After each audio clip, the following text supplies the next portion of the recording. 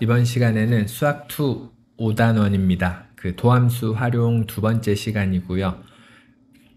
제가 제목을 함수의 증가와 감소, 극대와 극소, 최대와 최소라고 써놨는데요. 이게 조금 더 쉽게 얘기하면 어떤 거냐면 3차 함수랑 4차 함수, 나아가 더 다른 것도 그릴 수 있겠지만 주로 이 단원에서는 3차 함수랑 4차 함수의 그래프를 그리는 거에 초점을 맞춰서 배우는 단원입니다. 3차, 4차 함수의 그래프의 개형을 그리는 게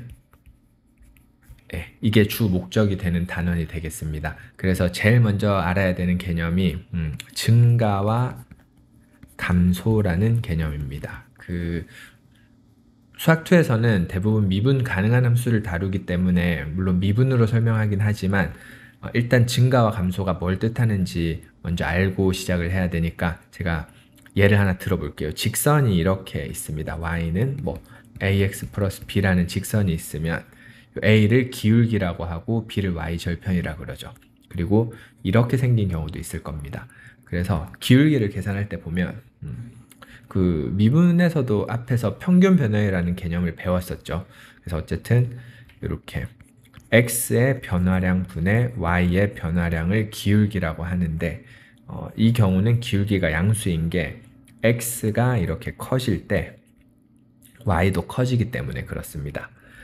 반대로 이때는 x가 이렇게 커질 때 y가 작아지기 때문에 이거는 양의 기울기가 양수라고 하고 그리고 증가한다라고 합니다. 이때는 기울기가 음수라고 하고 감소한다고 합니다. 중학교 때 2차 함수에서도 이런 표현이 나와요. 대칭축을 기준으로 문제에서 이렇게 물어보는 경우가 있습니다. 여기가 예를 들어 3이라면 x가 커질 때 y도 커지는 범위는 얼마입니까? 라고 물으면 이렇게 대답해야 되고 x가 커질 때 y가 작아지는 범위는 어디입니까? 라고 물으면 이렇게 대답을 하는 이런 문제가 중학교에 나오거든요. 그래서 증가의 뜻은 x가 커질 때 y도 같이 커진다. 감소는 x가 작아질 때 y도 작아진다. 이게 x가 커질 때 y가 작아진다. 이렇게 가는 게 증가와 감소입니다. 이거를 조금만 더 이제 수학적으로 표현하게 되면 이렇게 표현합니다. 이렇게 함수가 이렇게 있으면 x1보다 x2가 클 때, 맞죠? 이렇게 클 때, 얘가 더 클 때 함수 값도 커야 됩니다. 이렇게 하면 증가를 나타내는 표현이고 반대로 이렇게 x2가 더 큰데 함수값이 x2가 더 작아지게 되면 이때는 감소라고 말합니다. 그래서 증가와 감소의 수학적인 표현을 우선 알아둬야 되고 요거 보니까 하나 기억나는 게 있을 텐데 이런 표현 보신 적 있을 겁니다.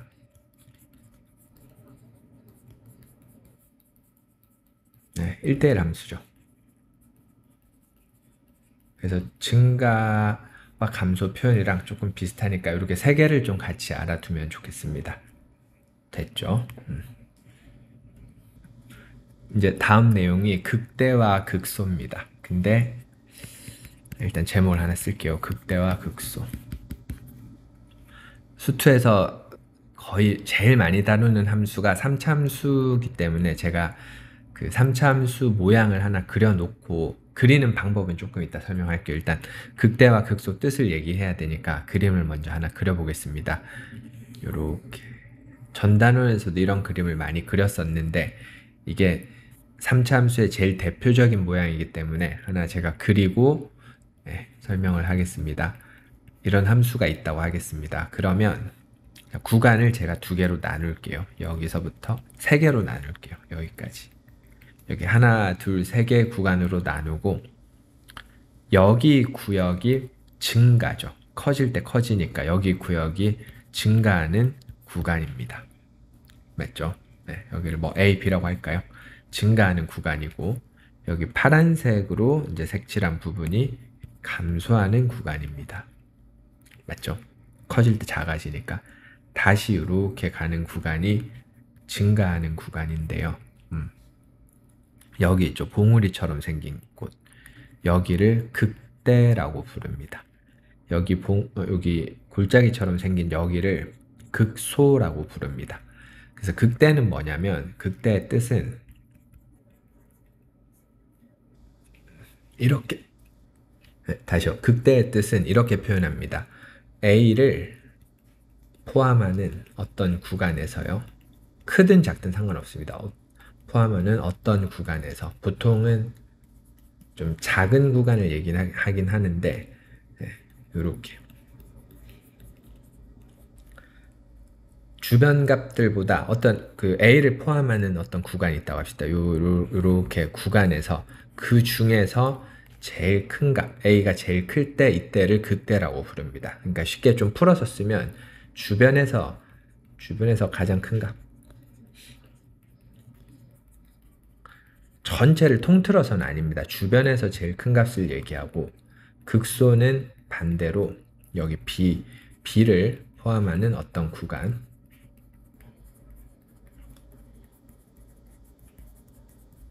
내 대에서 이렇게 잡아보면 이 중에 B가 제일 작죠. B를 넣었을 때가 제일 작죠. 그래서 그때를 극소라고 부릅니다. 네, 좀 쉽게 풀었으면 주변에서 제일 작은 값.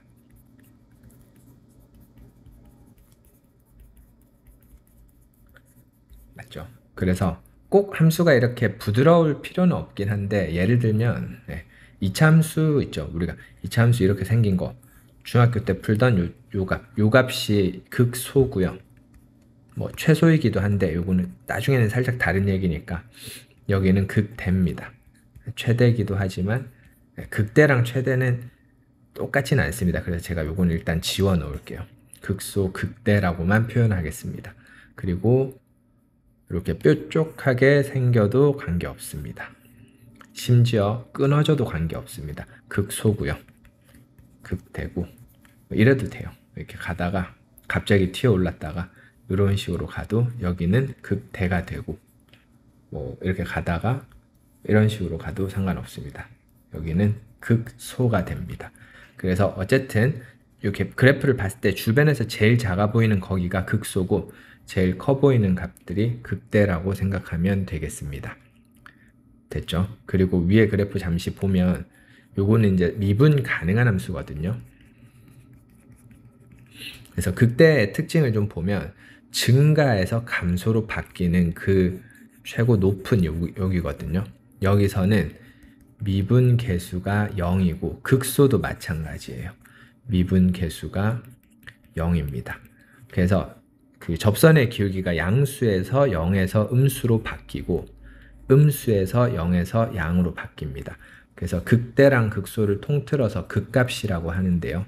극값에서 미분 가능할 때 극값에서 미분 계수가 0인 걸 알 수 있습니다. 이거를 이제 페르마라는 사람의 이름을 붙여놓습니다. 페르마의 정리라고 하는데 유명하죠. 뭐 페르마의 마지막 정리 이런 거 많이 들어보셨을 텐데, 어쨌든 그래서 극값에서는 미분 계수가 0입니다. 미분 가능할 때요. 그래서 이 성질을 이용해 가지고 이제 우리가 도함수를 계산하고 그걸 통해서 3차 함수를 그리는 방법을 배울 겁니다. 자, 넘겨서 계속 설명을 이어가 볼게요.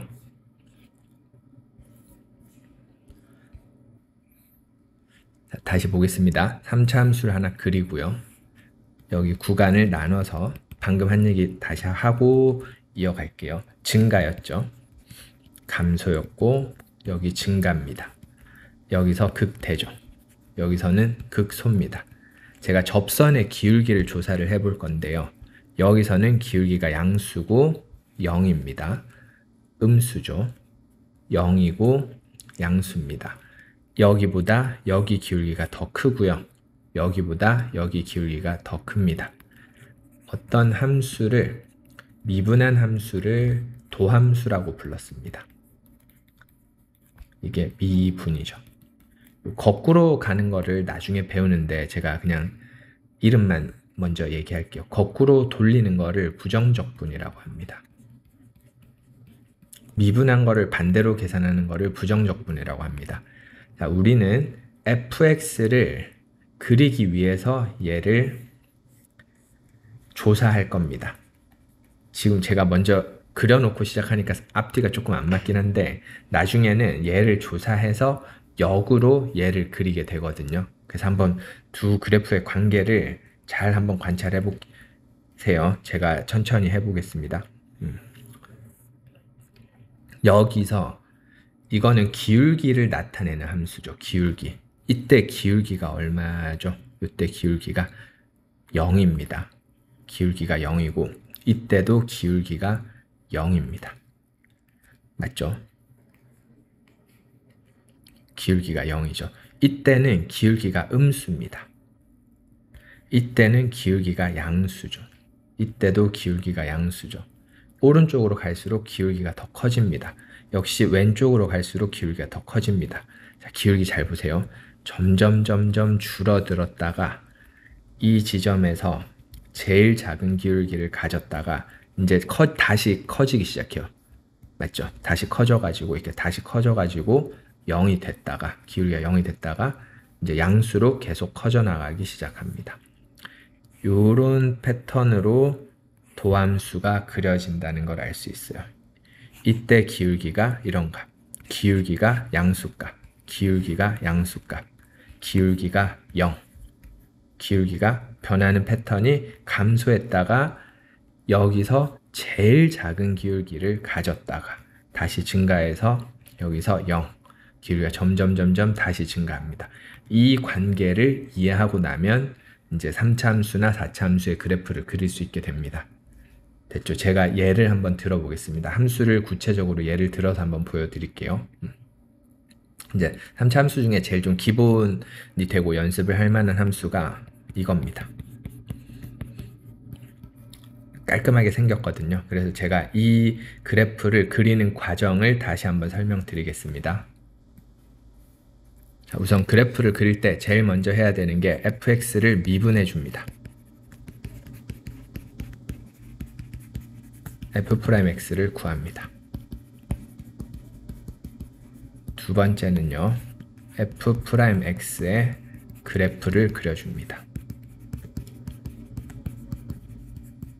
자, 그래프를 그릴 때는 두 가지 방법이 있는데 근을 중심으로 그리는 방법이 있고 아니면 그 꼭지점을 그리는 방법이 있는데 보통은 그 수투에서는 근을 중심으로 그리는 방법을 많이 선택합니다. 네, 그래야 이제 0이 되는 점이 잘 나와서 그런데 이따 보여드릴게요. 그 다음에 세 번째로 해야 되는 게 f'x의 부호를 조사합니다. 그러니까 양수인 부분과 음수인 부분, 여기가 증가하는 구간이고 여기가 감소하는 부분이거든요. 이런 거를 다 찾습니다. 그리고 필요에 따라서 증감표라는 걸 작성하는데 요거는 해도 되고 안 해도 되지만 보통 처음 배울 때는 다 합니다. 됐죠? 그래서 마지막으로 증가, 감소, 극대, 극소 필요에 따라서는 x, y 절편까지 구해서 그래프를 그려주면 완성이 됩니다. 한번 해볼게요. fx를 미분하겠습니다. 자, 요거를 그리면 중학교 때는 보통 이렇게 해서 내려서 이렇게 많이 표시를 합니다. 꼭지점을 많이 표시하는데 근을 중심으로 그리는 게 좋기 때문에 이게 대부분 인수분해가 되거든요. 이렇게. 그래서 이제 여기 근을 그려줍니다. 마이너스 1과 1이라는 근을 그려주고 그 다음에 제가 아까 설명드린 걸 한번 비교해 보세요. 근을 중심으로 그려준 다음에 부호를 조사합니다. 자, 마이너스 1과 1일 때는 접선의 길이가 0입니다. 근데 마이너스 1보다 작은 쪽 있죠? 여기랑 여기에서는 f'의 값이 플러스죠. 플러스. 그리고 이 사이 마이너스 1과 1 사이에서는 접선의 기울기가 마이너스입니다. 맞죠? 마이너스 맞죠? 그래서 이거를 부호를 조사한 거를 표로 나타낸 걸 증감표라고 하는데 한번 보여드릴게요. 사실은 이제 여기서 쭉 따라 내려가지고 개형을 그리면 됩니다. 증가했다가 여기서 기울기가 0이었다가 감소했다가 여기서 기울기가 0이었다가 증가한다. 이렇게 그려주면 되거든요. 근데 이거를 좀 더 구체적으로 표로 나타낸 거를 한번 보여드릴게요. x를 제일 먼저 쓰고 그 다음에 도함수를 쓰고 그 다음에 원래 함수를 순서대로 써줍니다. 그리고 표에다가 이 두 개의 근을 적어줍니다. 그리고 이렇게 구획을 좀 나눠서 마이너스 1보다 작은 때, 마이너스 1과 1 사이일 때, 1보다 클 때 요거를 표로 좀 표시해 주고요. 그 다음에 f'x의 부호를 적어줍니다. 요 그림이랑 그림을 잘 보세요. 그림을 표로 나타낸 겁니다. 여기서 양수고 마이너스 1일 때는 0이고 4일 때는 음수고 1일 때는 다시 0입니다. 클 때는 양수거든요. 그 다음에 증가하는 구간을 이렇게 패턴을 그려줍니다. 오른쪽 위로 커지게. 감소는 이렇게 표시해주고 증가는 이렇게 표시해줍니다. 여기가 여기입니다. 여기. 여기가 여기고요. 여기가 여기입니다. 그래서 이 세 구역으로 나눠서 풀었고 여기를 극대라고 부르고 여기를 극소라고 부릅니다. 그 다음에 이 값도 계산을 하는 게 좋은데 f-1의 값을 계산해 보면 마이너스 1을 넣게 되면 이 값은 2입니다. 1을 넣게 되면 이 값은 마이너스 2고요. 그래서 이걸 토대로 이제 그래프를 정확하게 완성해 주면 되겠습니다. 마이너스 1일 때 2라는 값을 지나고 1일 때 마이너스 2라는 값을 지납니다. 그래서 혹시 몰라서 이제 x절편도 좀 구해보면 y절편 먼저 x에 0을 넣게 되면 원점을 또 지나죠. 그러니까 그래프가 대략적으로 이렇게 생기게 된다는 걸 이제 그릴 수 있습니다. 맞죠? 이게 3차 함수를 그리는 제일 기초적인 방법입니다. 모든 3차 함수가 이렇게 생긴 건 아닌데 이게 3차 함수를 그리는 기본이 되는 이론이기 때문에 좀 잘 알아두면 좋겠습니다. 요 밑에다가 제가 3차 함수의 몇 가지 형태를 보여드릴게요. 제목을 이렇게 하나 쓸게요. f'x의 개형에 따른 fx의 개형입니다. 일단은 3차 함수를 먼저 설명할게요. 얘가 3차 함수니까 얘는 2차 함수죠. 다시 말하면 2차 함수를 토대로 3차 함수가 어떻게 생겼는지를 추론하는 겁니다. 저는 개수가 양수인 경우에 한해서 설명을 할 테니까 영상을 보고 개수가 음수인 형태에 대해서는 한번 연습을 직접 해보면 좋겠는데 일단은 제가 해볼게요. f'x의 모양이 2차 함수가 x축을 기준으로 이렇게 두 점에서 만날 수도 있고 이렇게 접할 수도 있어요. 안 만날 수도 있습니다. 그냥 음수인 경우도 제가 해볼게요. f'x가 두 점에서 만날 수도 있고 이렇게 접할 수도 있고 이렇게 안 만날 수도 있습니다. 그러면 이제 여기서 fx를 추론하게 되면 어떻게 생겼는지 한번 보여드릴게요. 자, 여기랑 여기를 보시고 여기를 보시고 여기를 보면 됩니다. 이렇게 점선으로 내릴게요. 플러스였다가 마이너스였다가 플러스로 갑니다. 즉 증가했다가 여기서 기울기가 0이 됐다가 감소했다가 기울기가 0이 됐다가 증가합니다. 그러니까 극대와 극소를 다 갖는 경우가 되겠습니다. 이게 극값이 존재하는 케이스거든요. 그러면 도함수가 2차 함수가 중근을 갖거나 근이 없는 경우는 어떻게 생겼냐면 자, 요때 기울기가 0이거든요. 근데 플러스에서 다시 플러스로 갑니다. 이게 이런 형태입니다. 증가하다가 기울기가 0으로 바뀌어요.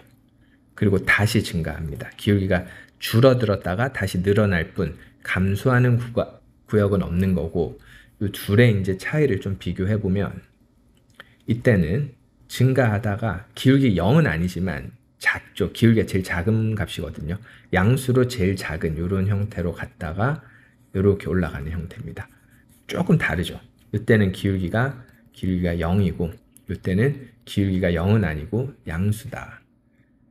자, 그러면 이 모양도 보면 이때는 정반대죠. 감소했다가 0이었다가 증가했다가 0이었다가 감소하는 형태. 마풀마. 그쵸? 여기도 감소했다가 기울기가 0이 됐다가 감소하는 형태. 이때는 감소했다가 기울기가 0은 아니지만 음수로 제일 큰 값을 가졌다가 다시 감소하는 형태. 네, 이런 형태로 생겼다는 걸 알 수 있습니다. 그 3차 함수를 굳이 분류하자면 이렇게 6개 형태가 나옵니다.